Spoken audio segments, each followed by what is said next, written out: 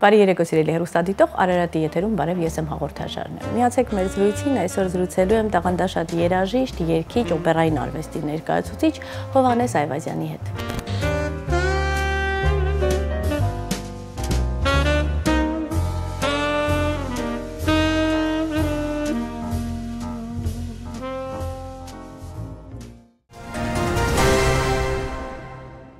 Բարի երեկո, շնորհակալ եմ հրավերն ընդունելու համար, ժամանակը մեզ հատկացնելու համար։ Կուզեմ սկսենք մասնագիտությունից։ Ավելի շուտ կրթությունից եւ այն փաստից, որ ոչ միայն այստեղ է կրթություն ստացել, այլ նաեւ այլ երկրներում, այլ երկրում չի բավարարել ձեզ ներկայիս մեր կրթահամակարգը, թե պարզապես համաշխարհային հարթակներում ներկայանալու համար անհրաժեշտ է տիրապետել նաեւ միջազգային որոշակի նորմերին, միջազգային կրթահամակարգին եւ արդյոք մեծ էր ձեզ համար տարբերությունը։ Երեկո Սոնա ջան, շնորհակալ եմ նախ եւ առաջ հրավերի համար։ Եվ ինչ վերաբերվում է ուսմանը, ճիշտ է, մենք այստեղ բոլորս բավականին մեծ ուսում ենք ստանում, մեծ դպրոց ենք անցնում, բայց մենակ մեզ մոտ չի, որ մեկնում են այլ տեղեր, այլ երկրներ, այլ դասատուների մոտ ավելի վերապատրաստվելու եւ ինչ որ նոր բաներ սովորելու։ Եվ ոչ միայն սովորում ես դու, ասենք, ինչ-որ անհատի մոտ կամ ինչ-որ տեղ, այլ դու միշտ սովորում ես բեմի վրա, երբ որ երգում ես մեծ ինչ-որ անվանի երգիչների հետ, դու նրանցից էլ ես փորձում վերցնել ինչ-որ բաներ, որ դա հետագայում քեզ շատ պետք կգա։ Իսկ դպրոցների տարբերություն որպես այդպեսին ձեզ համար նկատելի էր, այսինքն գիտեք ոնց, ես գնացի այնտեղ Կանադայում Այսինքն ստացել եմ անհատական դասընթացներ վոկալի Դավիթ Վարժապետյանի մոտ, որը եղել է հանրահայտ Ջինոբեկի ուսանողը։ Իհարկե դա շատ մեծ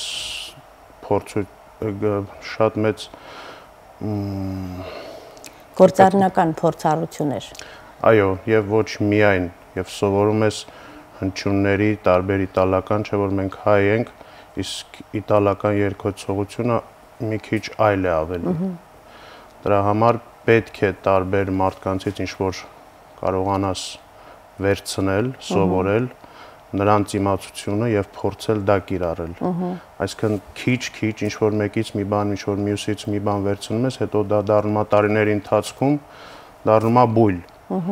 Եթե սկսում է դա իրեն արդարացնել, եթե դու բարձրանում ես միջազգային բեմեր, դա ընդունվում է, ուրեմն ինձ թվում է դու արդեն ճիշտ ուղու վրա ես։ Իսկ մեր բնությունը, մեր կլիմայական պայմանները, մեր գենը տալիս է հնարավորություն այդ նորը ավելի շուտ ընկալելու, որովհետև կարծում եմ, որ տարբերություն կա, թե որ ազգի ներկայացուցիչն է որոշել այդ բելկանտոյի հմտություններին տիրապետել։ Այո, իհարկե, մեր ազգը ինչպես հայտնի է, որ ավելի միշտ տաղանդավոր ենք մենք ու ավելի ընդունակ եւ շուտ վերցնում ենք, դու արդեն դա զարմանալի չէ, որ այսօր համաշխարհային բեմերում ունենք շատ երգիչներ։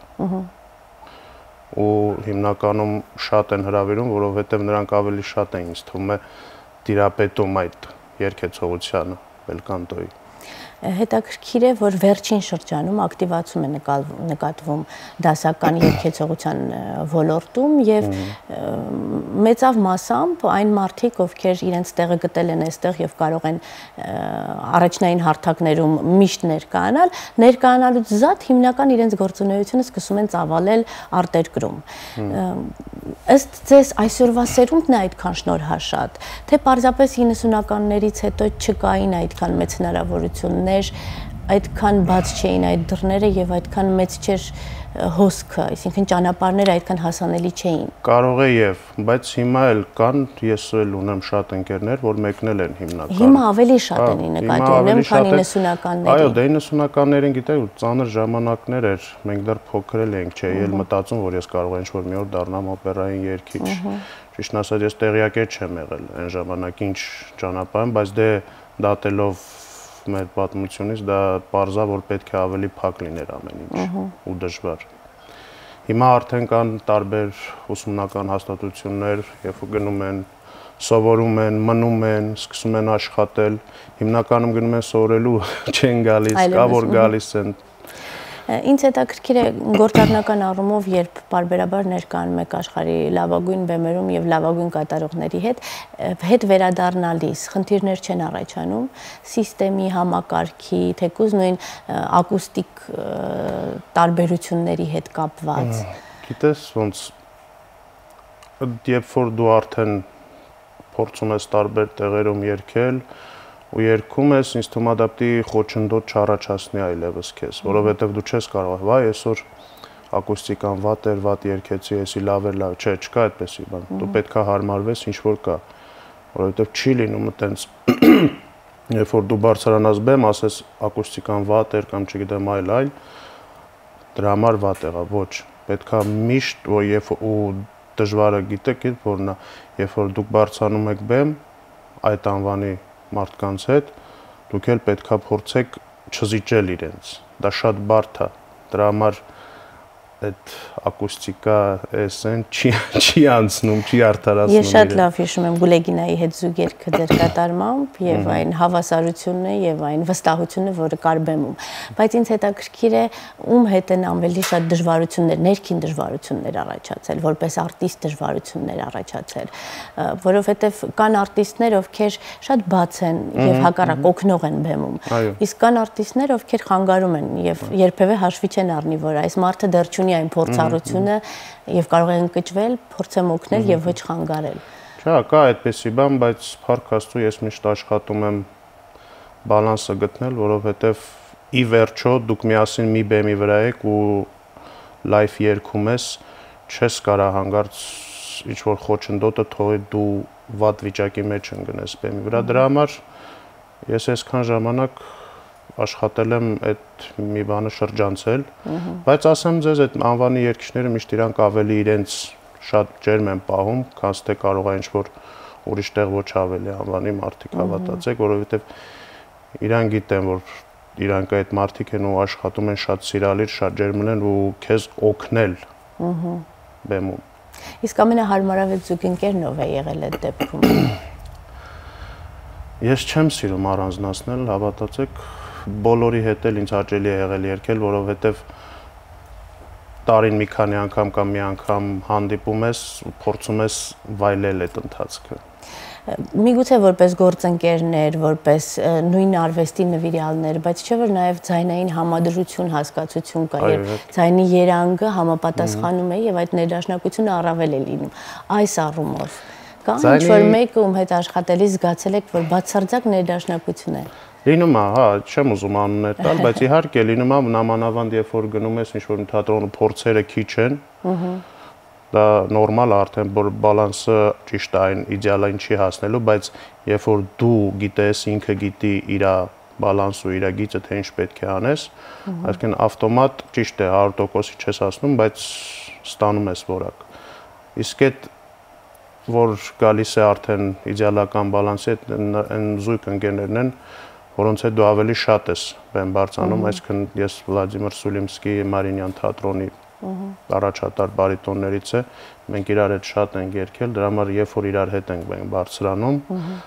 մեր մոտ իդեալական բալանս է ստացվում, որովհետև շատ ենք երգի, արդեն համընկերներ ենք, համը շատ լավ արդեն գիտենք, թե ինչ պետք է անենք բեմում միասին։ Մյուսին զգում եք ամբողջությամբ։ Հետաքրքիր է նաև հասկանալ կերտելու համար կերպարները, ինչ որ փուլեր եւ ճանապարհներ անցնում եք թե ոչ, որովհետեւ օպերային արվեստը մի փոքր այլ արտահայտում ունի եւ հատկապես մեր իրականության մեջ կան արդեն օրինաչափություններ, որոնց տրվել են մեր մասնագետները եւ երգիչները, երաժիշտները եւ շատ քիչ եմ համենայն դեպս ես հանդիպել մարդկանց, ովքեր ոչ միայն իրենց կերպարն են ուսումնասիրել, այլ ամբողջական նյութը եւ բացի դա նաև գրական նյութը հենք, այսինքն սկզբնաղբյուրից սկսել են աստիճանաբար զարգացրել, հասել արդեն լիբրետոին եւ հետո օպերայի մեջ լիբրետոյում գտել իր կերպարը, կերտել իր կերպարը։ Այդ փուլային ճանապարհը անցնում եք թե այնուամենայնիվ։ Իհարկե, պարտադիր պետք է իմանաս ինչ ես երգում, ով է, ինչա եւ ոչ միայն քոնը, այսինքն մնացած բոլորինը եւ պատմությունը, երբ է սկսվել, ինչ է եղել, ինչ հիմքերի վրա է կոմպոզիտորը դա գրել, դա շատ երկար ճանապարհ ու շատ տանող, քեզանից տանող էներգիա է, որտեղ բավականին ինքը նվիրում է պահանջում։ Այսինքն երբ որ ես նոր ինչ-որ նյութ եմ սովորում, ես գրեթե գնում եմ այս կոնցերտ մաստերների հետ պարապելու, գալի տուն ու սկսում սովորել, ուսումնասիրել, թե ինչ է ինքդ քեզնից տանում է երևի մի ամիս մենակ այդ ամեն ինչը տեխնիկական մասը այո որ դու սովորես ուսումնասիրես եւ այլն թե ձայնի թարմարա թե այս մասը ոնց երգես որ ճիշտ լինի ուժերը ճիշտ բախշես եւ այլն ինքը շատ մեծ նվիրում է սիրում օպերային արվեստը պետք է ամբողջ կյանքդ ներդնես այդ գործի համար իսկ օպերան նայել սիրում եք չէ Չէ։ Ինչու հետաքրքիր է։ Ոչ միայն ձեր մասնակցությամբ, պարզապես։ Չէ։ Տելևիզորով թե նկատի ունեք գնամ համերգասրահում։ Շատ քիչ, որովհետև ես ինքս որ երգում եմ, նամանավանդ ինչ-որ եթե իմ երգած դերերից է, անկախ ինձանից սկսում եմ լարվել, հուզվել։ Հավատացեք, իմ համար ավելի հեշտ է ես կուլիսներում լինեմ, ես երգեմ, քան նստեմ դալիճում, որտեվ անդադ sense անհանգիստ վիճակ է, թե վայ ես ասեմ վայ ու տենց ավելի շատ եմ լարվում դրա համար աշխատում եմ միշտ կուլիսներում եթե լսում եմ աշխատում եմ կուլիսներից լսել այդ դեպքում բեմարվեստի որ տեսակն է որ ձեզ որպես ունկնդիր հաճելի է ես շատ չեմ հաճախում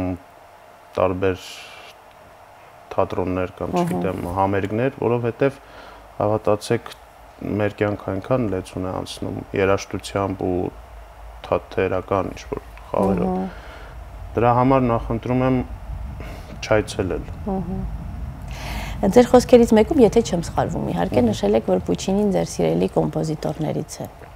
Ինձ համար շատ հետաքրքիր է հասկանալ որն է պատճառը որ այս կամ այն հեղինակը դառնում է սիրելին այս դեպքում Պուչինին Ես չէի ասի որ կարող եմ առանձնացնել Պուչի, Վերդի կամ մնացածներին բայց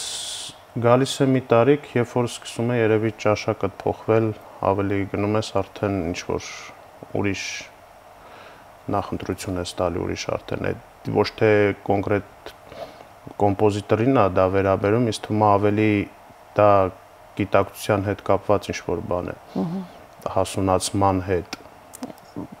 Այսինքն անդրադարձ արդեն այո փոխում ես արդեն ճաշակդ, փորձում ես այդ երաժշտությունը ընկալել ու այդ արտաբերել այդ երրորդը Պուչինին ճիշտ է համեմատած ավելի բարդ է կատարմանը, որտեղ դա վերիզմի շրջանից է։ Այսինքն երաժշտական առումով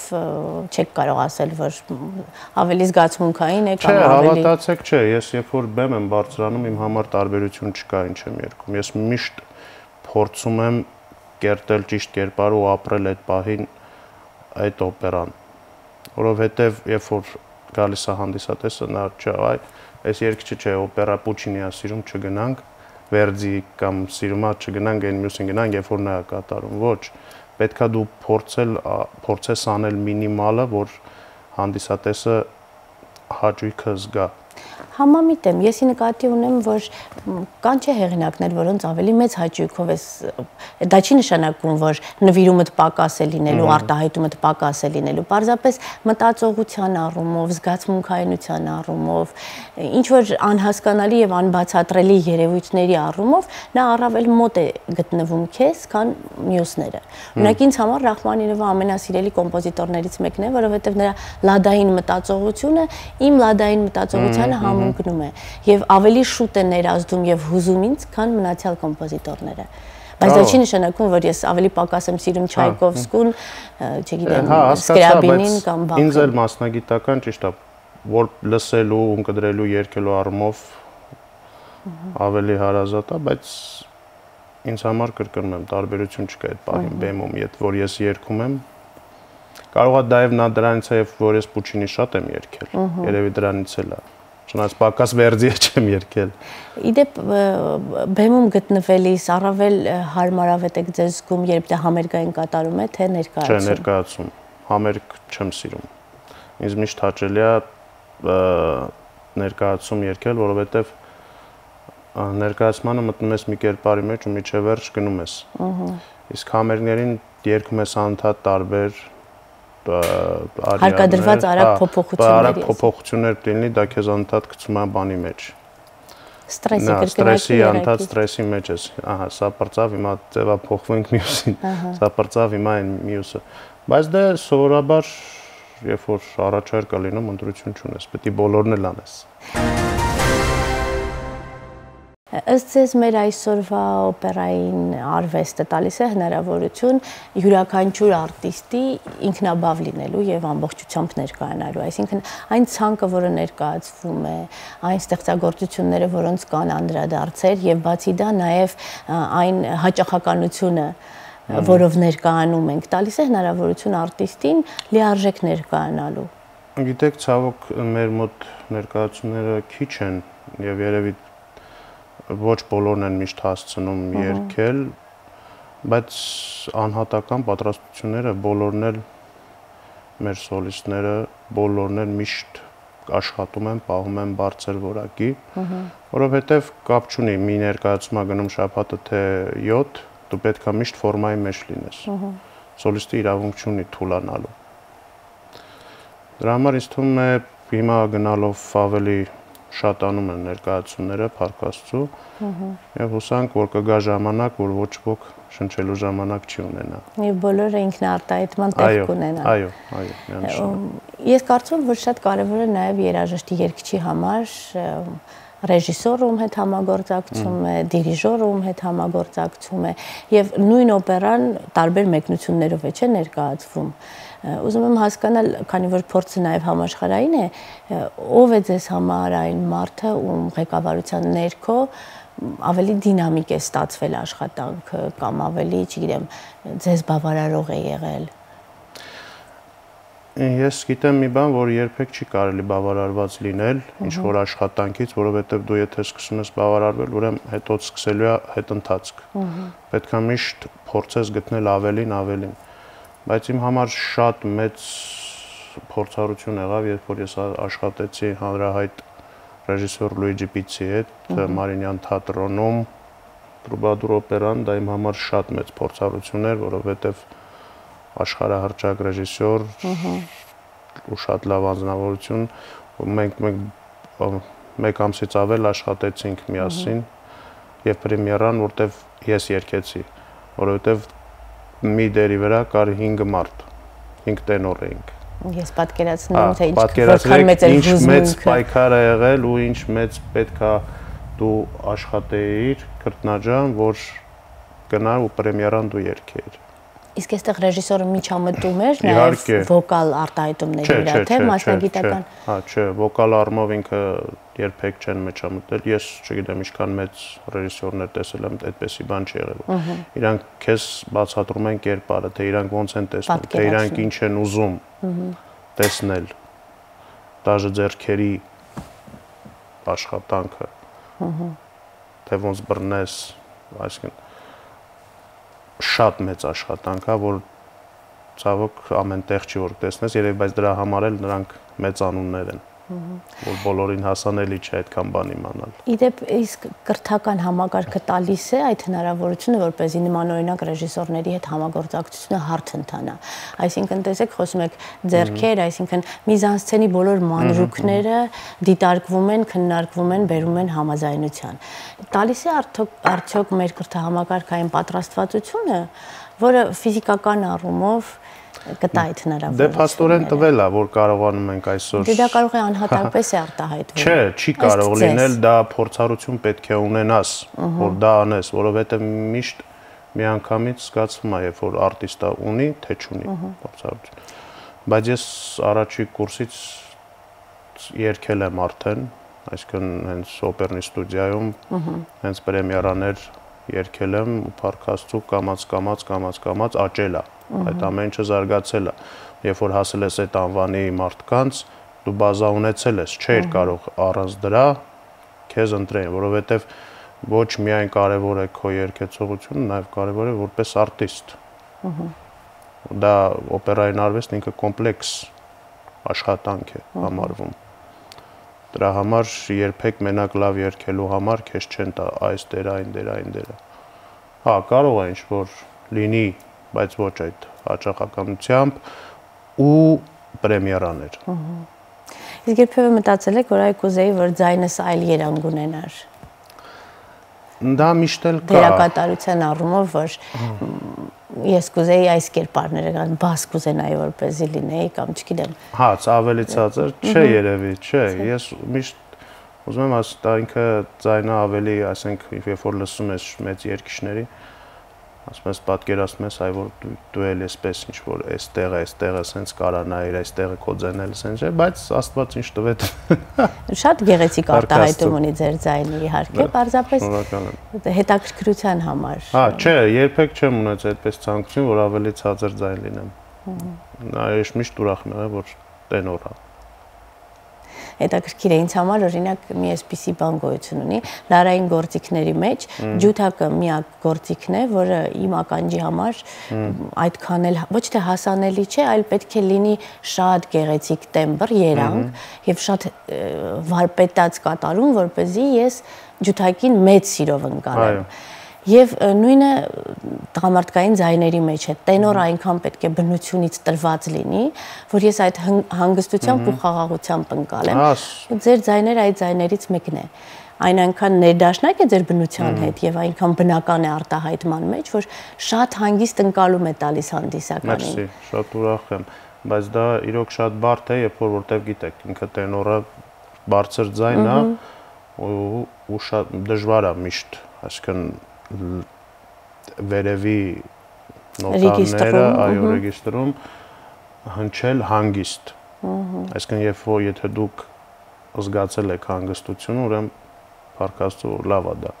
որ հանգստություն կա, որտեղ սովորաբար շատ տենորներ են լինում, դու լարվում ես անկախ քեզանից, որտեղ վերևը երգելուց արդ ինքն էլ է լարվում։ Այդ լարվածությունը միշտ փոխանցվում է, պարտադիր։ Հետաքրքիր է, պարզ է, որ մինչև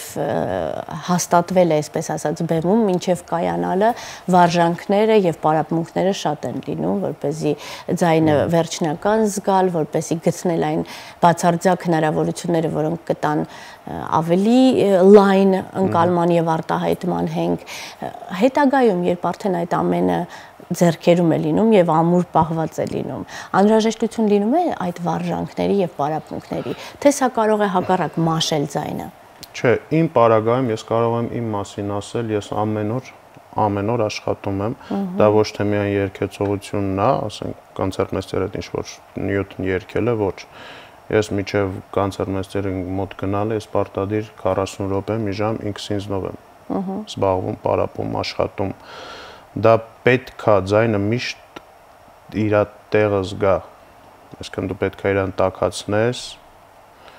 որ ինքը ճիշտ գնա, եւ որովհետեւ երբ որ դու սկսում ես մի անգամից նյութ երգել, նյութը արդեն սկսում է խախտել։ Դրա համար իմ առումով ինձ միշտ հարմար է, որ ես ձայնս տաքացնում եմ, նոր գնում եմ ու ինձ թվում է դա ավելի երկար կպահպանի ձայնը, որովհետեւ դու իրան սկզբից դնում ես ճիշտ ուղու վրա, նոր սկսում ես փորձարկություններ անելը։ Իմ պարագայում այդպես է, չգիտեմ մնացածը ոնց են անում։ Ամեն մարդ դա ինդիվիդուալ է, այո, մարդկան ընդհանրապես ձայնավարժություն չանում, ասում է դա ինձ հոգնածում է, ես պետք է նյութի վրա տաքանամ։ Դրա համար չեմ կարող գլոբալ պատասխանել այդ հարցին, ես կարող եմ մենակ իմ հարցում պատասխանել։ Շատ անհատական է, որովհետև ամենաբնական գործիքն է։ Այո, որովհետև ինքը շոշափելի չի։ Ասենք եթե նույն ջութակն է, չգիտեմ, նույն դաշնամուրն է, նույն մնացած գործիքները դու շոշափում ես, տեսնում ես, բայց սա անտեսանելի է։ Դու չգիտես այնտեղ ինչ է կատարվում։ Այդա որ մի քիչ սկսում ես հասկանալ, դա մի քիչ սկսում ես նաև զարմանալ, թե ոնց ես կարող դա աշխատացնես։ Եվ յուրաքանչյուր ելևեջ արտահայտում կունենա անպայման ձայնի մեջ, այսինքն եթե այդ պահին հուզմունք, նույնիսկ տրամադրության անկում արտահայտված է լինելու։ Անպայման, տրամադրությունը ամենաառաջի ազդողն է ձայնի վրա։ Դուք ձեզ համարում եք մրցութային երգիչ։ Ոչ։ Ես մրցույթներում գրեթե միշտ էլ հաջողություն չեմ ունեցել, բայց ես միշտ մրցույթներից հետո հրավերներ եմ ունեցել տարբեր թատրոններից։ Պոտենցիալը զգացել են այդ։ Կարող է, չգիտեմ։ Ու միշտ հետ որոշել եմ էլ չմասնակցել ընդհանրապես կոնկուրսների։ Չնայած տարիքս թույլ է տալի, բայց չեմ մասնակցել։ Հետաքրքիր է, կարևորն այն է, որ դուք տրվել եք ձեր զգացողությանը, այսինքն չեք բարդութավորվում այն փաստից, որ դուք մրցութային երգիչ չեք եւ հասկանում եք, որ կան մրցութային եւ ոչ մրցութային երաժիշտներ առհասարակ։ Ու շատ, ասենք, հիմնականում մրցույթային երգիչներն էլ քիչ կտեսնես օպերային բեմերում։ Դա միշտ չգրված օրենքով է, միշտ տարբերվում է։ Ճիշտ է, երգում են, բայց ինչքան ես գիտեմ, զուտ օպերային երգիչները միշտ ավելի քիչ են մասնակցել կոնկուրսների,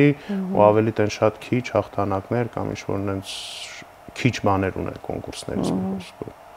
Իսկ սիրելի երգիչ ունեք, ով ձեզ համար այն օրինակն է,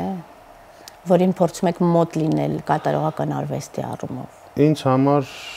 մնում են կլասիկ Դել Մոնակո, Կորելլի, որ լսում եւ զարմանում ես, թե ինչ են արել։ Ու այդպես միջև մեր դարերի երգիչները կան, իհարկե շատ լավ երգիչներ են միջև հիմա էլ կան ու տիրապետում են հին դպրոցի, բայց ցավոք շատ քիչ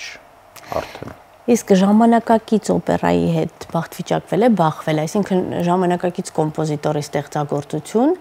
որը օպերային ժանրում է ներկայացված եւ Օպերա չէ, բայց ժամանակակից երգել ենք Արտեմիևի Ռեկվիեմը Մոսկվայում։ Դա է եղել, իրոք շատ բարդ ստեղծագործություն էր, բայց քանի որ նվիրված էր 100-ամյակին ցեղասպանության, չէինք կարող մերժել կամ ասել, որ չեմ հասցնի այս ժամանակահատվածում։ Ու հավատացեք, շատ զբաղված է այդ ընթացքում, բայց սովորեցի, գնացի երկեցի, որտեղ չէի կարող հետո ինձ ներել, որ քանի որ այդ ամեն ինչին էր վերաբերվում, չգնալ։ Պարտքի զգացումներն են։ Այո, որտեղ պետք է բոլորս էլ մեր ներդրումը ունենանք այդ գործում։ Իսկ ինչ եք կարծում այդ վոկալ արվեստում, օպերային արվեստում ժամանակակից երաժշտության արտահայտումը հարմարավետ է, թե ոչ, որովհետև չէ՞ որ ժամանակակից երաժշտությունը երբեմն անհասկանալի է լինում, երբեմն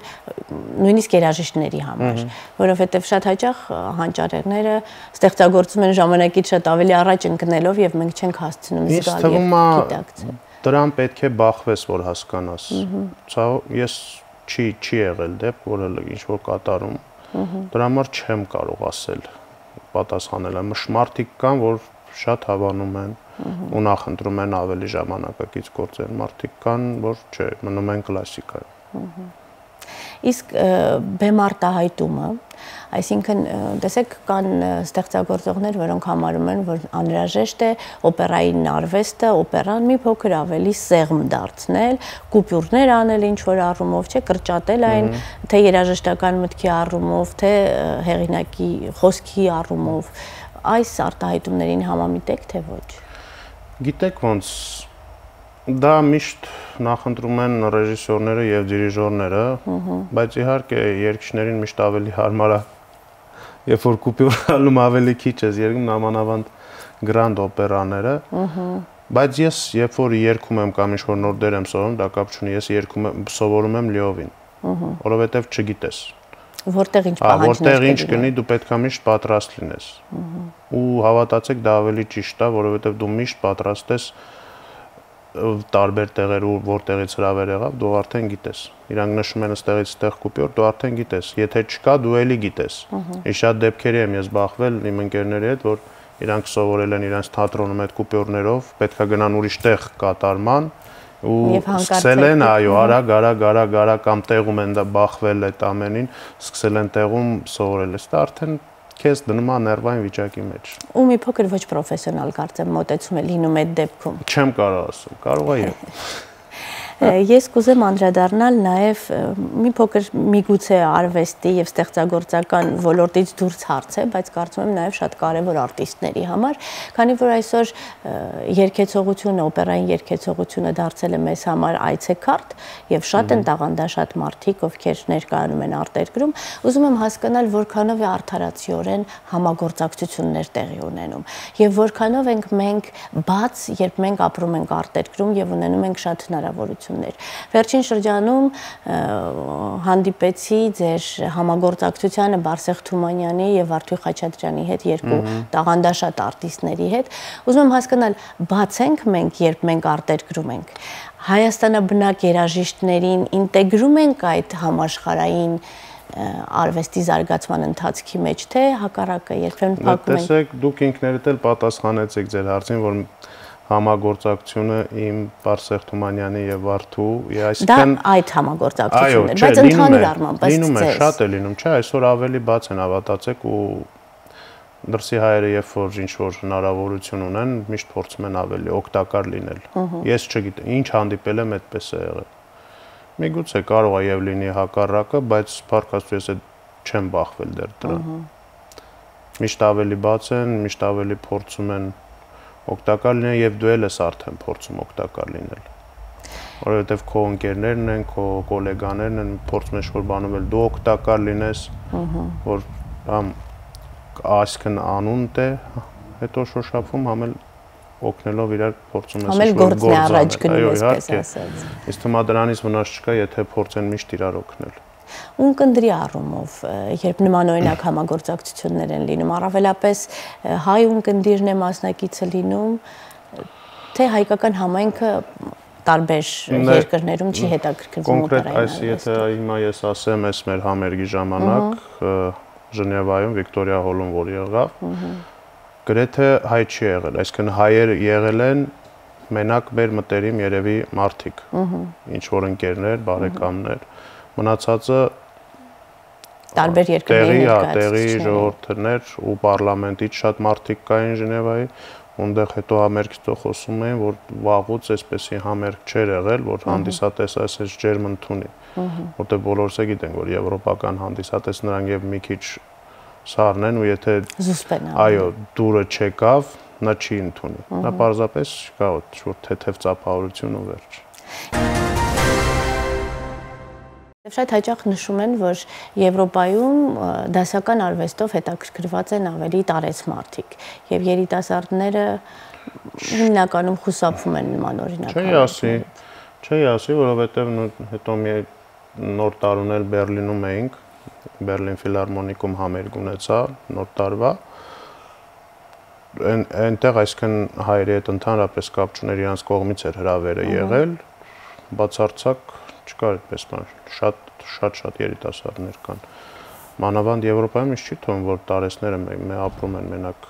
որովհետև այնտեղ պրոպագանդան ավելի մեծ է։ Ավելի մեծ է, վերաբերմունքը երաժիշտներին ավելի ակնածանքով է, բայց համերգասրահներում հիմնականում մեծահասակներին ես նկատում։ Ամենայն դեպս սիմֆոնիկ համերգներին ես նման միտում նկատել եմ։ Մերը որովհետև այսինքն խառը համերգ էր, սիմֆոնիկ երաժշտություն եւ վոկալ ու այնտեղ գիտեք ավելի 2000 եւ ավելի տեղ կա բայց դալիճում ես չնկատեցի որ մենակ ինչ որ ավելի մեծ տարիքի մարդիկ են տարբեր հասակ։ Գիտեք ինչն է նաև հետաքրքիր, հաճախ այստեղ բախվում ենք մի այսպիսի խնդրի հետ, դասական համերգների ժամանակ ունկնդրի ոչ իմացության հետ, այսինքն ունկնդիրը հաճախ ծափահարում է մասերը ընդմիջելու ընթացքում, երբ դրա անհրաժեշտությունը չկա, եթե քառամաս ստեղծագործություն է, ուրեմն պետք է սպասել հիմնական ավարտին եւ նոր ծափահարել։ Նման օրինակ արտահայտումներ կան արտերկրում։ Այսինքն ավելի պատրաստված եւ ավելի կրթված ունկնդիր է։ Չէ, այնտեղ ինչ եղավ, այնտեղ իրանք անգիր գիտեին, ինչ պետք է, ինչ են լսում ու ինչ պետք է լինի ու երբ պետք է ծափահարեն։ Այդպեսի բան չեմ նկատել։ Ես կարծում եմ, որ առաջիկայում մեզ մոտ էլ այդպես կլինի, որովհետև խորհրդային տարիներին այդպես էր։ Մենք շատ կրթված եւ պատրաստված ունկնդիր ունենք։ Գիտեք, ինչ մեր բացը երևի շատ եղավ սկսած այդ 90-ականներից, այսինքն նորից մենք սկսել ենք ամեն ինչ վերապրել այս վերջի երևի մի 10 տարում։ Այսինքն նորից արվեստ զարգացնել ու ոչ միայն արվեստ եւ սպորտ եւ ամեն ինչ նորից նորը սկսում է զարգանալ։ Այսինքն ոնց որ Հայաստանի համար նոր շրջանը սկսի։ Դրա համար ես այս ամենը նորմալ եմ համարում։ Չէր կարող այդքան բացերից հետո միանգամից նորից այդ սովետական ամեն ինչը մնար։ Պարզապես ինչ որ սերունդ կորցնում է հնարավորություն։ Այո, դե գիտեք ոնց այդ ժամանակներում միշտ էլ դժվարներ լինում են ու բոլորն են դժվար, ոչ միայն այդ սերունդը, շատ մարդիկ։ Համամիտ եմ։ Փորձենք հասկանալ որն է ձեր ամենասիրելի հարթակը, այսինքն այդքան տարբեր երկրներում լավագույն բեմահարթակներից ներկայացել եք։ Որն է այն հարթակը, որտեղ ձեզ լիարժեք եք զգացել եւ համարում եք, որ պետք է վերադառնալ նորից այնտեղ ելույթի համար։ Իմ համար շատ հարազատ է դարձել Մարինյան թատրոնը, որովհետև կոնցերտ, գիտեք, ես այնտեղ հրավիրյալ սոլիստ եմ ու ժամանակ է լինում, որ ես այնտեղ ավելի շատ ելույթ եմ ունենում, քան ստեղ։ Հա։ Դրա համար ինձ միշտ հաճելի է այնտեղ լինելը, միշտ։ Ու միշտ որ գնում ես, սպասված ես դու։ Այդ դա շատ կարևոր է, երբ որ քեզ սպասում են, երբ որ դու պիտի գաս։ Կրթական առումով, մենթալիտետի առումով, ճաշակի առումով խնդիրներ չեն առաջանում, պարզապես առօրյայում արտիստների հետ շփվելու ընթացքում։ Գիտեք ոնց այնտեղ։ Չէ՞ ռուսական դպրոցը այնուամենայնիվ։ Հա, բայց այնտեղ մի քիչ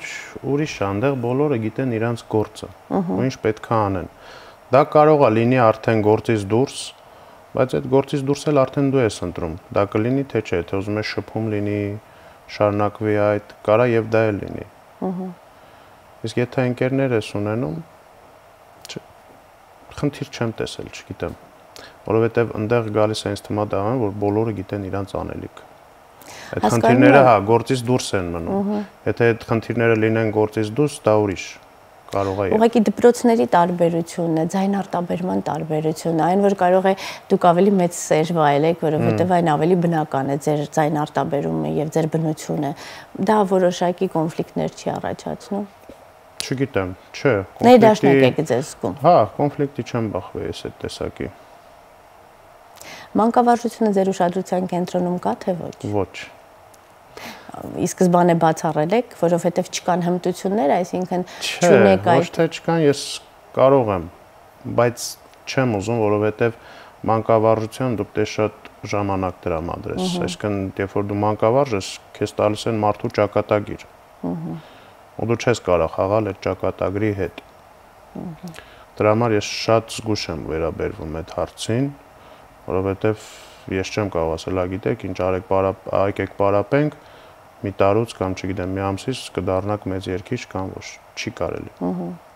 Խաղալ մարդկանց ճակատագրի։ Դրա համար ես շատ միշտ ինձ երիտասարդներ լինում են, որ ուզում են, ցանկություն, ասում եմ, գիտեք, ես կարամ օգնեմ, խորհուրդ տամ, ինչա պետք է, եկեք, բայց չեմ դասավանդում ես։ Երբ որ դասավանդեմ, ինչ որ տարիքում, այդ ժամանակ բոլորը կիմանան, խնդրեմ, եկեք սիրով։ Իսկ որպես ուսանող զգացել եք տարբերությունները մանկավարժական դպրոցների եւ մանկավարժների։ Չէ՞ որ մեր կրթահամալիրներում հիմնականում խորհրդային դպրոցն անցած անհատներ են, ովքեր ունեն իրենց արդեն ձևավորված կարծրատիպային մոտեցումը։ Դե իհարկե կար այդ ամենը, բայց հիմա գնալով ժամանակները փոխվեց, հիմա արդեն բավականին երիտասարդ դասախոսներ էլ ունենք, որոնք ունեն միջազգային արդեն փորձառություն, այսինքն արդեն այս ժամանակների շնչով ապրող մարդիկ, ու ինձ թվում է նրանք արդեն կփոխանցեն այդ շունչը, ու նոր սերունդը մեծացող կունենա արդեն հիմիկվա շունչը։ Արդեն այդ սովետական բանն էլ կսկսի փոխվել, վերանալ։ Աստիճանաբար։ Այո, իհարկե։ Հղկվել, շտկվել եւ ավելի լավ է դառնում։ Նորից գնում ենք հետ, այն բացերը հիմա նորից այդ կամած պետք է լրացնենք։ Բայց այդ սովետական այդ դպրոցը հիմա հələ Ռուսաստանում էլ շատ կա։ Այնտեղ էլ հələ կա այդ մտածելակերպը, որովհետեւ այնտեղ է դեռ չի հասցրել փոփոխվի այդ ամեն ինչը։ Ես կարծում եմ այնտեղ նույնիսկ հասարակարգային առումով փոփոխություններ շատ քիչ են եւ խորագրի փոփոխություն է, բայց ընդհանուր Բայց հա, ինքնասերնդափոխություն խորհրդային մեկա լինելու է, այսինքն եթե երևի կտևի այս վերջի 20 տարում, ինձ թվում է արդեն այդ փոփոխություններն է կլինի, որովհետև նույն այսօր է Ռուսաստանում շատ մեծ երգիչներ կան միջազգային բեմերի տարբեր բեմերում, ու այդ չի կարող հետ նոր չտալ դա։ Իր հետքը չթողնել անպայման։ Առաջիկա ծրագրերում ինչ նոր ներկայացումներ կան, կամ կա արդյոք դերեր, որը առայժմ երազանքների ցանկում է։ Դերեր շատ կան, շատ ունեմ ցանկալի դերեր, որ ուզում եմ կատարել, բայց նաև հասկանում որ գիտակցում, որ դրան ժամանակ էլ է պետք, որովհետև ես արդեն գնում ես մի քիչ ավելի բարդ դերերի, ես շատ զգուշությամբ եմ վերաբերվում դերերին, որովհետև կարող եմ մի անգամ երգես, բայց 10 անգամ կարողա չի երգես։ Դրա համար բարդ դերերը ես շատ զգուշությամբ եմ մոտենում ու աշխատում եմ, երբ որ առաջարկ է լինում, երկար մտածել ու այդպես շատ է եղել, որ մեծ դերերից ես հրաժարվել եմ։ Այո։ մեծ կամային հատկանիշներ է պետք ունենալ, որպեսզի հավատացեք, շատ, սիրելի երևույթից հրաժարվել։ Միշտ ռուսերեն լավ է հնչում, սաբլազնի է շատ։ Գայթակղություն։ Այո։ Դրա համար եթե դու կարող ես հրաժարվես, դա շատ մեծ հատկություն է մեր գործում, որովհետև միշտ ցանկալի ասենք, ես առաջարկում են մեծ դերեր, մեծ օպերաներում, բարձր բոլորն էլ կուզեն ցանկություն կունենան երեքելու, բայց պետք է կարողանաս ասել ոչ, եթե ուզում ես ավելի երկար երգել։ Եվ եթե ուզում ես որպեսզի հետագայում ունենաս նմանօրինակ առաջարկներ։ Իհարկե, միանշանակ։ Թեև երբեմն կարծում եմ կան դեպքեր եւ կան մարդիկ, որոնց դեպքում այդ համարձակ կտրուկ որոշումը կարող է ճակատագրական լինել։ Կարա, ամեն ինչ էլ կարող է լինել, բայց պետք է հասկանաս, որ դա էլ է պետք։ Այսինքն չի կարող լինել, դու ինչ ասեն, դու ասես հա ես կգամ կանեմ, չի լինում այդպես, որովհետև այդպես ասողները շուտ են ավարտում։ Իրենց կարիերան եւ վստահությունն էլ այլևս չի լինում հրավիրող կողմից։ Հետո գիտեք ոնց, եթե դու երիտասարդ տարիքից սկսեցիր այդ ամենաբարդ դերերը երգել, հետո ինչ ես անելու։ Այդ ես ասում եմ, դա օպերային արել, դա կյանք է, կյանքի ներդրում է։ Հերթով իրար հետևից զարգացող փուլ է։ Չնայած հիմա ավելի ջահելացել է, բարձր է, որ ասենք մի ժամանակ Օթելոն համարվում էր, որ պետք է 40-ից 50-ից հետո երգես, հիմա արդեն ավելի երիտասարդացել է այդ տարիքը։ Հիմա երգում են արդեն 35-37 մինչև 40 արդեն երգում են։ Բայց էլի չեն երգում 27-ում։ Շատ կարևոր է, երբ մարդը սթափ ինքնագնահատական ունի եւ սթափ մոտեցում ունի տվյալ իրավիճակին։ Շատ կարևոր է դա։ Նամանավանդ մեր գործում։ Երկարատև փառքի հնարավորություն եւ բոլոր երազելի երանելի դերերի կատարման հնարավորություն։ Այո, այո։ Անչափ շնորհակալ եմ, շատ հետաքրքիր էր ձեզ հետ զրուցել։ Նմանապես։ Յուրաքանչյուր անգամ ձեզ բեմում տեսնելիս միայն հաճույք է ստանում, որովհետև այն արտահայտումը, որը ներկայացնում եք, անկեղծ է, ազնիվ է եւ բնությունից ստեղծված եւ ծնված։ Հաջողություններ եմ մաղթում, թող ձեր ճանապարհը միշտ կանաչ լինի եւ թող այն բոլոր ստեղծագործությունները եւ այն բոլոր զուգընկերները, որոնք ձեզ համար առայժմ միայն դիտակետում են, դառնան հիմնական գործընկերներ եւ հիմնական դաշտեր, որտեղ կարտահայտվեք։ Ունենք վերջնահարց, որի պատասխանը ենթադրում եմ լսել, ես եմ ասելով ինչ եք հասկանում։ Ես։ Ինչ լավն է։ Չգիտեմ, ես ինքս երբ որ ես եմ, ես աշխատում եմ լինել կյանքում որպես հասարակ մարդ։ Այսինքն իմ մոտ պետք է արտիստը տանից դուրս մնա։ Անչափ շնորհակալ եմ։ Ձեզ շնորհակալություն։ Հարգելի հեռուստադիտող, շնորհակալ եմ նաև ձեզ, մաղթում եմ հաճելի երեկո եւ իսկապես շատ կարեւոր փաստարկ բերեց մեր այսօրվա հյուրը, դերի տակ չմնալու փաստը։ Երբեմն պետք է հասկանալ եւ գիտակցել, որ բոլորս մարդ ենք, բոլորս նույն բնության արտահայտումն ենք եւ օժտվածությունը բոլորովին առավելության հնարավորություններ չի տալիս եւ հակառակը պարտավորվածություն եւ պարտքի զգացումն է բարձրացնում եւ մեծացնում։ Մնանք բոլորս մարդ, մեկս մյուսին սիրենք եւ չմոռանանք մեկս մյուսի աշխատանքը գնահատելու մասին։ Իսկ մենք հանդիպելու ենք վաղ երեկոյան կրկին, ասելու բարև, ես եմ։ Շատ շնորհակալ եմ։ Մերսի, շատ մերսի։ Всё. Հաջան։